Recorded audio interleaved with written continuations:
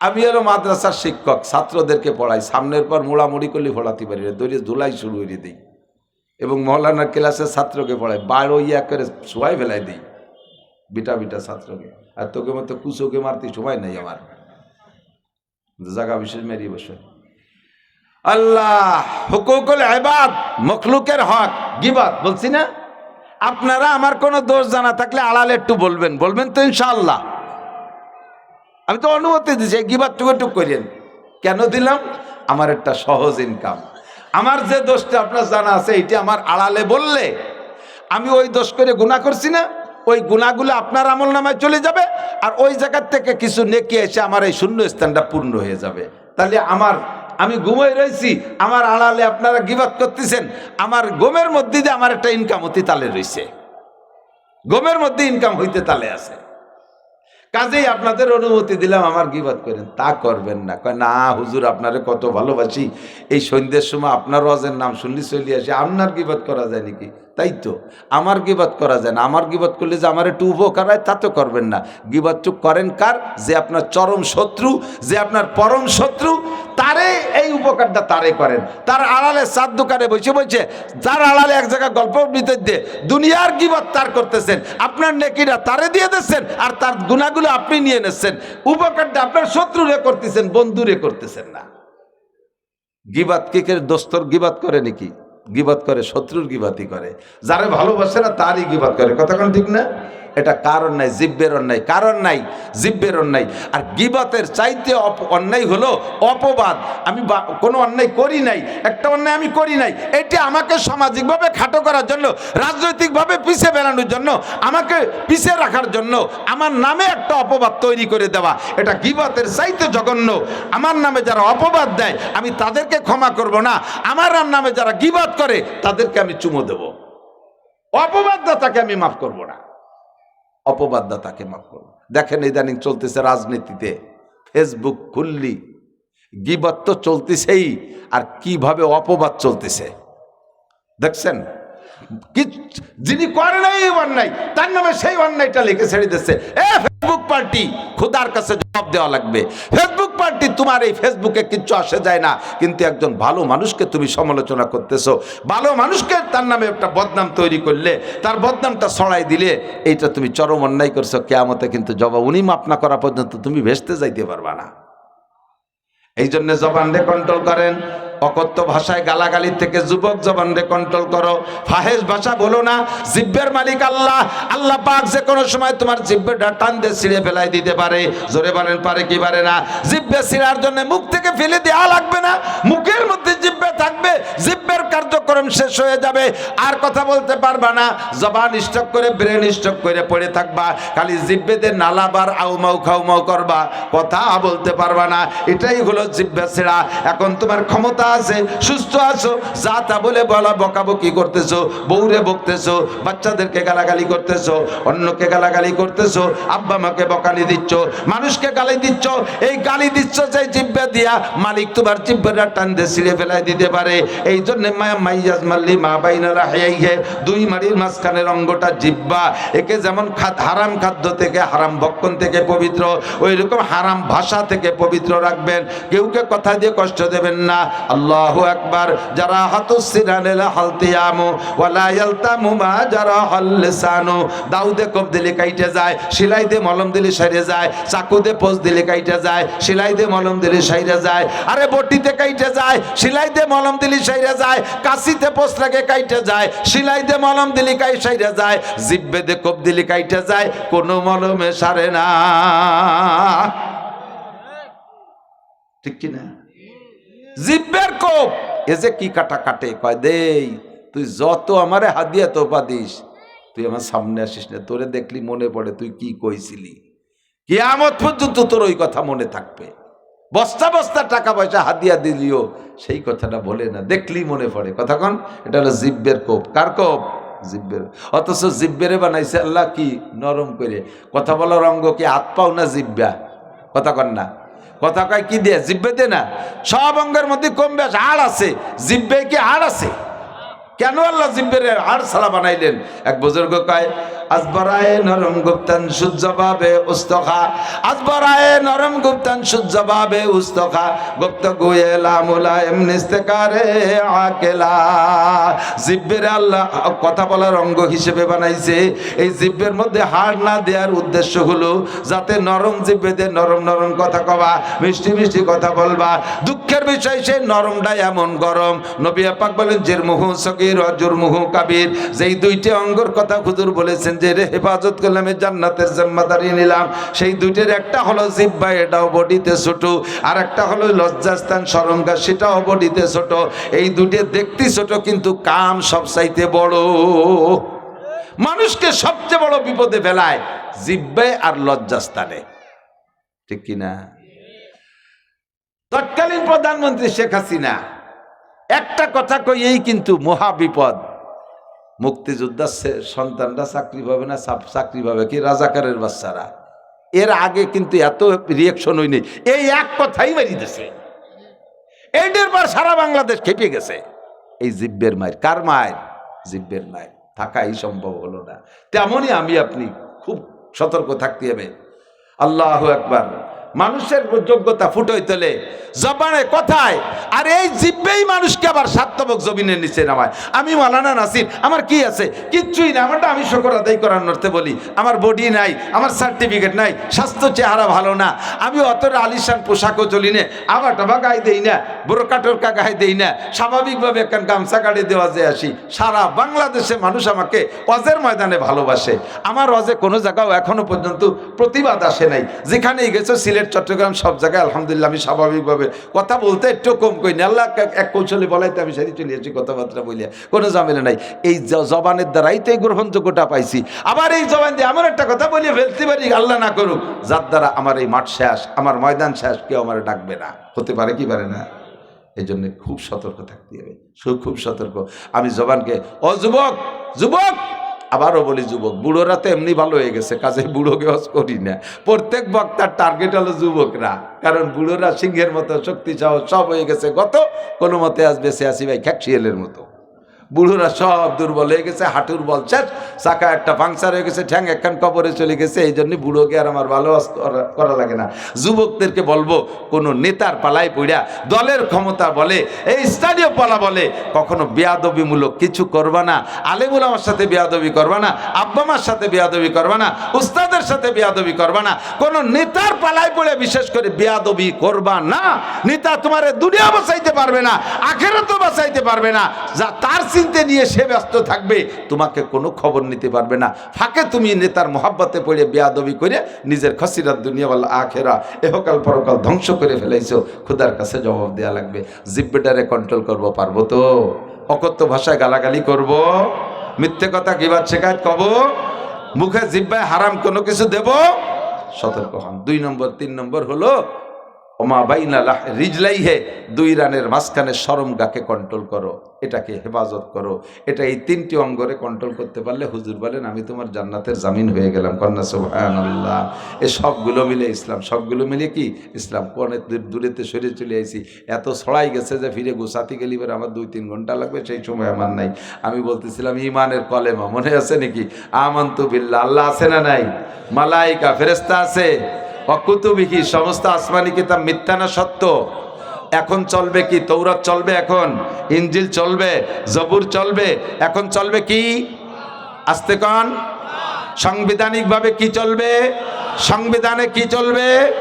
তিলাওয়াতে কি চলবে? ইবাদতে কি চলবে? সব মুসলিম সংবিধান বলতে ব্যক্তি জীবন থেকে নিয়ে আন্তর্জাতিক জীবন পর্যন্ত সব জায়গায় কোরআনের সংবিধান চলবে। ঠিক কি ঠিক না? বিরোধিতা করলে ঈমান নষ্ট, শেষ। 3 নম্বর কুতুবিহি ওয়া রুসুলিহি, সব নবী রসুল সত্য, তবে এখন আর কোন নবীর কার্যক্রম চলবে না।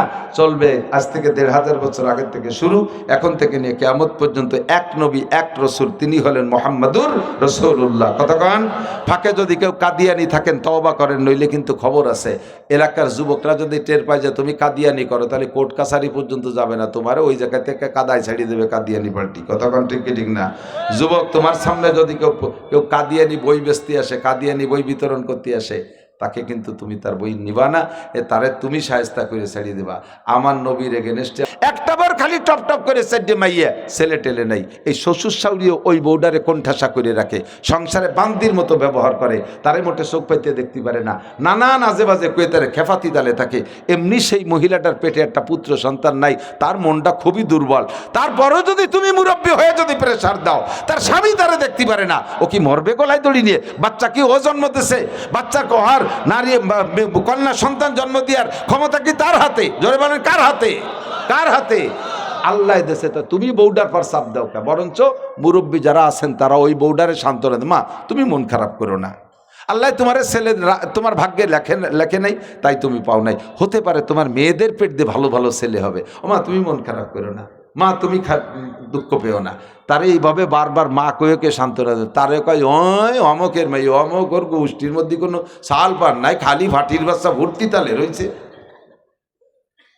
এই কয়ে ব্যঙ্গ ঠাট্টা করে। কোন দিন মহিলাটা যাবে কোন জায়গায়?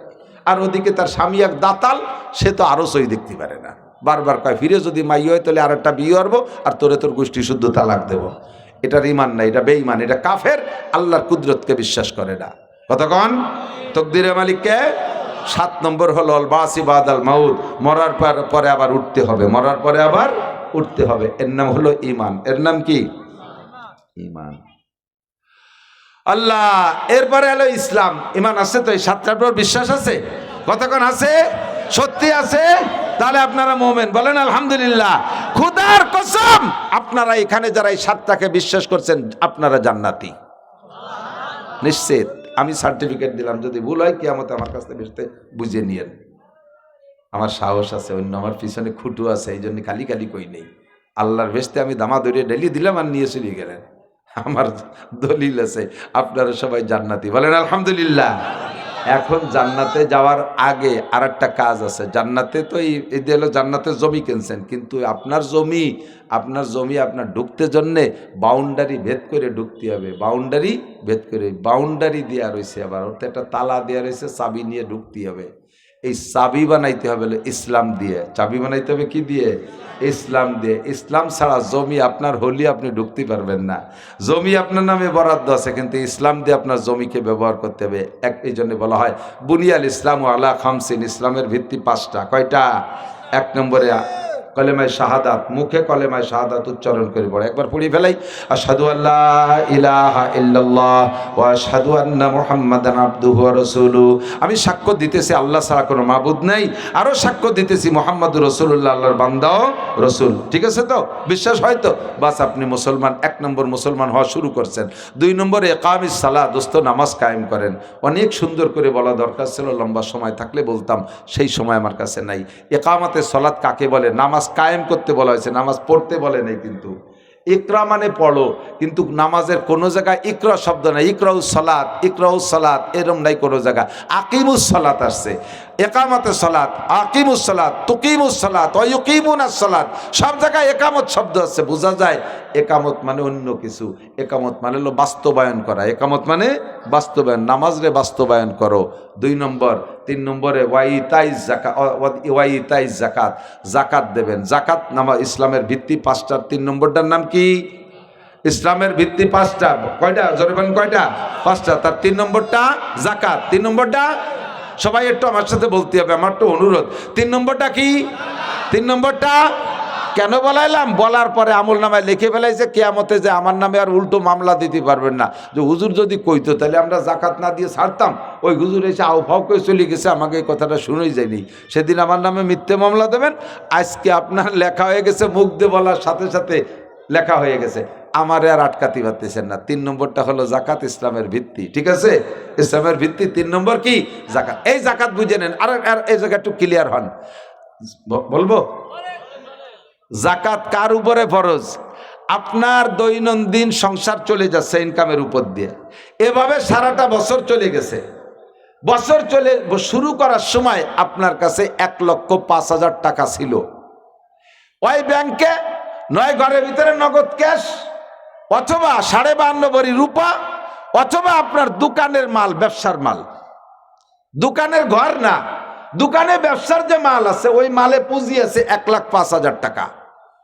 এই 1,05,000 টাকার পুঁজি ব্যবহার করে যা দৈনন্দিন লাভ হয়েছে তাই দিয়ে ছেলে মেয়ে খেয়ে দে, বছরের শেষে হিসেব করে দেখেন যে 1,05,000 টাকা আছে।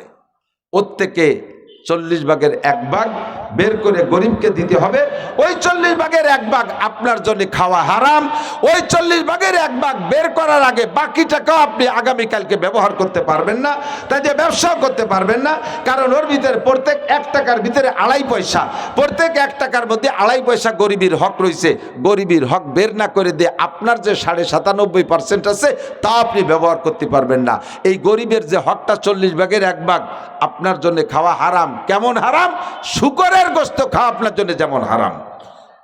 অথচ জাকাতরে পাই টু পাই হিসাব করে বের না করে অনুমানের পর বড় লোকরা কিছু দিয়ে দেয়। আর আমরা যারা 1 লাখ, 1.5 লাখ, 2 লাখ টাকার মালিক, আমরা নিজেকে নিজে গরিবই মনে করি।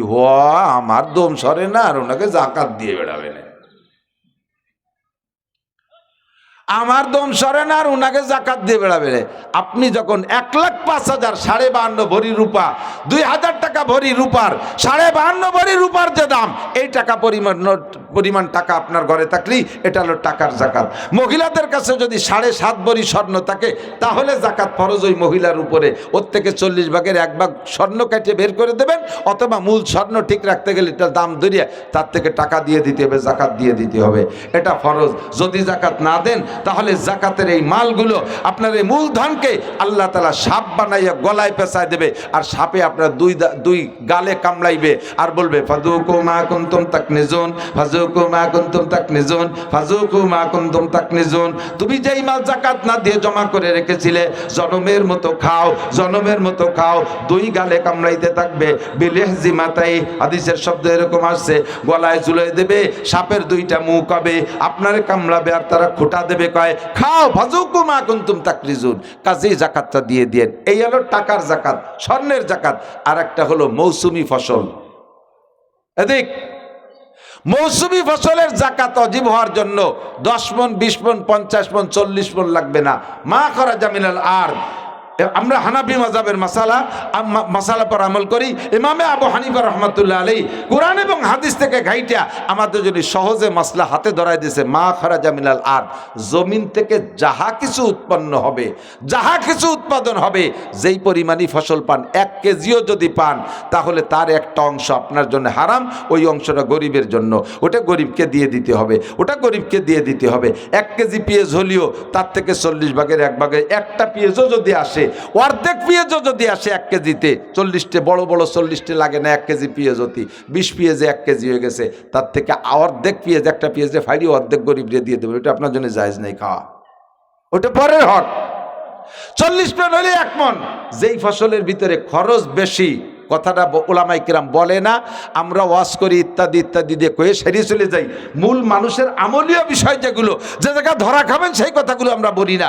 আসলে এই জাকাতের ব্যাপারে মৌসুমি ফসল, যে ফসল ফলাইতে প্রচুর খরচ আছে, বীজের দাম অনেক, বেসনের দাম অনেক, সার ওষুধ অনেক, চাষবাস অনেক, তারপরে নীলকুল বেশি, ইত্যাদি ইত্যাদি, সেচ বেশি দেওয়া লাগে, পর্যাপ্ত খরচ। এই ফসলের 40 ভাগের 1 ভাগ জাকাত। এরে কয় ওসর, এরে কি কয় ওসর।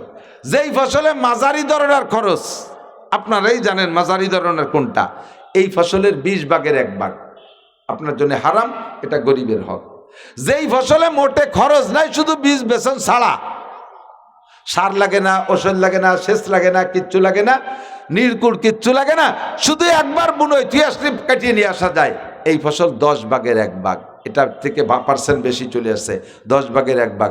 আপনার 50টা বাঁশ ঝাড় আছে, নিজেদের দৈনন্দিন প্রয়োজনের পরে বছরের শেষে পুরো ঝাড় গুনবেন, দাগ দিয়ে দিয়ে নম্বর দিয়ে দিয়ে বাঁশ গুনবেন। প্রত্যেক 10টা বাঁশের 1টা বাঁশ গরিবের হক। এটা গরিবকে আপনি কাইটিয়া বাড়ি আগই দিয়ে আসতে হবে, বাড়ি আগই দিয়ে আসতে হবে। আর সে জায়গা হুজুররা আর গরিবরা যদি একখান বাঁশ চাইতে যায়, বাঁশ তো দেয় না, আরো আহিয়ালা বাঁশ দিয়ে ছেড়ে দেয়। আমার এই আজকে আসার সময় আমার মাদ্রাসাতে আইছে ফুকরো মাদ্রাস, ফুকরো গ্রামে বাঁশ কালেকশন করতে, তাই সে বাঁশ একটা দেশে একজনে, তো বাঁশ হুজুররা তো সবাই তো দিচ্ছে পায় না, বাঁশে এমন কপ দেশে হুড়মুল হয়ে যাইয়ে এক মহিলার পুরো এক রান্নাঘরের উপরে পড়ছে, সে রান্নাঘর ভেঙে গুঁড়ো গুঁড়ো হয়ে গেছে। বাঁশের দাল পুরো হুকরো ভরে যা বাঁশ কালেকশন করছে, তাতে হয়েছে 3,500 টাকা, আর ওই লোকের রান্নাঘরের জরিমানা দিয়ে লাগছে 16,000 টাকা।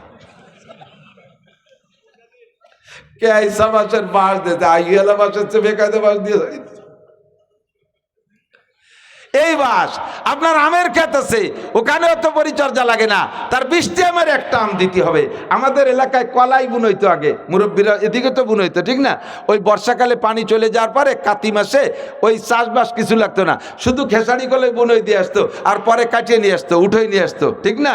এর 10 ভাগের 1 ভাগ, কারণ ওর পিছনে সার ওষুধ কীটনাশক কিচ্ছু লাগে না, ও শুধু বুনই থুইছেন আর কাটিয়ে নিয়ে আসছেন, 10 ভাগের 1 ভাগ দিতে হবে।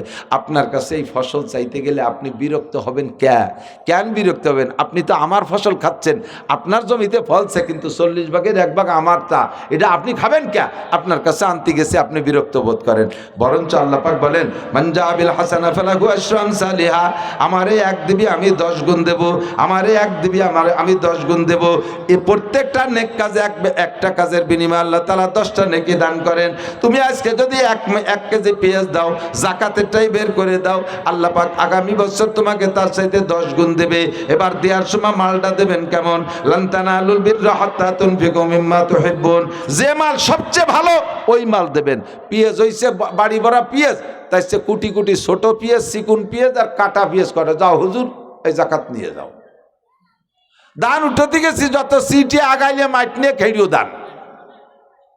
পাট কালেকশনে গেছি, যে দেই যে আর কল একটুক একটুক বিটি গে চুলির মতো একটুক একটুক তাড়ে রয়েছে কালা, একেবারে ফেতনি কালা, যাও ওই কটা নিয়ে যাও, তোমাকে জ্বালাই তো ঘরে বসার কায়দা নেই। আল্লাহ কয়, মৌলবী মন খারাপ করিস না, আগামী বছরের বিচার হবে, পরের বছর যাইয়ে সব পাট একটুক একটুক হয়ে গেছে, লম্বা একটা হাইছে রাখায়।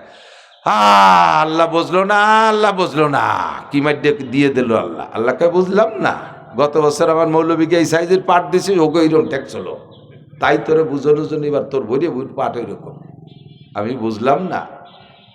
ধান মলন করছে, মালাই করার পরে 1 বিঘে বইতে ধান হবে 40 মণ, সে জায়গা ধান হয়েছে 5 মণ, সিটি হয়েছে 35 মণ। আল্লাহ তুমি বুঝলে না, বেড়া কেটে 30,000 টাইনে বলক করছে, তুমি বুঝলে না। আল্লাহকে খুব ভালোই রেই বুঝছি। 1 নম্বরে ওই জায়গাতে সুদিয়ে টাকা লাগাইছি, সেই জন্য হবে না। 2 নম্বরে গতবার আমার মৌলবীকে সিটিয়ে দান দিয়েছি, সেই জন্য সিটিয়ে দিলি কিরম ঠেয়, সেই ঠেয়া বুঝানোর জন্য এবার দিলাম সিটিয়ে, যা মাইফিয়ে দেখ সিটিয়ে মাফতি কিরম ঠেয়। আল্লাহ যদি ধরে ছুটতে পারবেন না। লান তানালুল বিররা হাত্তা তুনফিকু মিম্মা তুহিব্বুন। আপনাদের দেশে পেঁয়াজ হয় না? গত বছর আপনার গ্রামের থেকে 5-7 মণ আমার মাদ্রাসায় খাবারের জন্য দিয়েছে, আলহামদুলিল্লাহ, শুকরিয়া, আপনাদের ধন্যবাদ জানাই। এলাকার মানুষকে শুধু আমার এগুলো শক্ত কথা বলা, বাকি আপনারা এর চাইতে অনেক ঊর্ধ্বে আছেন। আপনাদের এই এলাকার থেকে মনে হয় 500 মাদ্রাসাওয়ালারা পিএস কালেকশন করে নিয়ে এক তো টাকা যারা বেশি খাচ্ছে, বাকি অনেকেই গুলা ভরে রেখে দিয়ে সারা বছর চলতেছে। আমি তো গত বছর আপনাদের এই নগরকান্দা পলমারি থেকে প্রায় 50 মণ নিছি পিএস মাদ্রাসার জন্য। এই পিএসই সারা বছর খাইছে। একটা মাদ্রাসা আমাদের 200 ছাত্র বোর্ডিংই খায় 3 বেলা, তাহলে বোঝেন কি পরিমাণ পিএস লাগে। এই 50 মণ আমার হয়ে গেছে আলহামদুলিল্লাহ। আমি দোয়া করছি আপনার আমার ছাত্রদেরকে নিয়ে, শিক্ষকদেরকে নিয়ে, আল্লাহ তুমি এলাকার মানুষকে পাট পিএস ভরপুর দিও। এরা হিসাব করে এই জাকাত দেয়, এরা ওসর দেয়, এরা হক আদায় করে। যদিও পাবলিক পুরো হিসাব করতে পারে না, তো যেভাবে আমরা কাড়িয়ে কুড়িয়ে আনি তাতে ওতে আদায় হয়ে যায়, তুমি একটু মাইনে নিও। আল্লাহরে বুঝাই দিছি। কিন্তু আপনি যদি এ জায়গা সেটারই বাটপাড়ি কিরপিনি বানা করেন, তাহলে কিন্তু দোয়া ফেরত যাবে। আল্লাহর কাছে আবারও দোয়া করি, আল্লাহ দেশের জমিনকে সুজলা সুবলা করে দিক, বলেন আমিন। তো ইসলামের ভিত্তি 4-5টা, তো কলেমায়ে শাহাদাত, নামাজ, যাকাত। সামনে আসতেছে রমজানের রোজা, রাখবেন? কারা কারা নিয়ত আছে একটু হাত দেখাবেন আল্লাহকে। রোজা রাখবই, বলেন রোজা রাখবই। আমি যেভাবে বলি রোজা রাখবই, ইনশাআল্লাহ সুস্থ থাকলে রমজান পাইলে, বলেন ইনশাআল্লাহ সুস্থ থাকলে রমজান পাইলে। এই ইনশাআল্লাহ সুস্থতার রমজান পাওয়ার সাথে রোজার সাথে এলো রাখবো ঠিক আছে? আল্লাহ কবুল করুক। 4 নম্বরটা হয়ে গেছে। 5 নম্বর যদি আল্লাহ তৌফিক দেয়, হজে যাবেন তো? সত্যি? কারা কারা? আবার হাত একবার। আল্লাহ তুমি হাতগুলোকে মাহরুম করো না, কাবার গায়ে একবার হাত দেওয়ার তৌফিক দান করো। আল্লাহ হজ নসিব করো, আল্লাহ হজ নসিব করো। মাশাআল্লাহ, আলহামদুলিল্লাহ। একবার হজে যে তলবিয়া পড়ে আমরা সবাই মিলে একবার পড়ি, দেখবেন কেমন লাগে। লব্বাইক, বল না আবার লব্বাইক, আওয়াজের মধ্যে একটা গাম্ভীর্য। লব্বাইক আল্লাহুম্মা লব্বাইক, লব্বাইক লা শারীকা লাকা লব্বাইক, ইন্নাল হামদা ওয়ান নি'মাতা লাকা ওয়াল মুলক লা শারীকা লাক। কেমন লাগছে কোন তো? এই কয়জনে যদি এমন লাগে 1 কোটি মানুষকে একসাথে এই কয়, কিরম লাগে? আল্লাহ যেন আমাদের এই মজাটা লাগানোর তৌফিক দান করে বলেন আমিন। ইসলামের 5টা খুঁটি হয়ে গেছে, আল্লাহ আমল করার তৌফিক দান করুন। একজন মানুষ যদি নড়াচড়া করে বুঝবো যে ওই লোকটা এই ইসলামের 5 কোটির বিপক্ষের লোক। নড়াচড়া করলি মুফতি ইমরান সাহেব আসবে। এর ফাঁকে আমার ছোট্ট একটা দাবি, আপনাদের এই মাদ্রাসায় অনেক আগের থেকেই আসি, এই ফরাত তো সেদিন হয়েছে, ওর জন্মের আগের থেকে আসি আমি এ জায়গা। আল্লাহর রহমতে মনে আছে না মুরব্বীরা 2-1 ওই আমার মজিবার ভাই, মজিবার দ্বারকা মোটরসাইকেলে করে নিয়ে আসতো। এ সময় আসতাম, এই ঘরে বসতাম, ঘর দরজা এত বেশি ছিল না। গড়ে এই কয় বছর চলে, 29তম নাকি 29 বছর আগে না হলেও 20 বছর আগেতে আসি, 20 বছর আগেতে আসি। এবং সেই থেকে মাদ্রাসাকে মহব্বত করি। আর ফরাদ আমাদের সাথে খুব সম্পর্ক রেখে আমাদের ছোট, তো সেই সুবাদে আসি, আরও আসবো ইনশাল্লাহ। কষ্ট পাইছেন আমার ব্যবহারে? আপনাদেরই প্রতিষ্ঠান, আপনাদেরই মৌসুমি ফসল, এর থেকে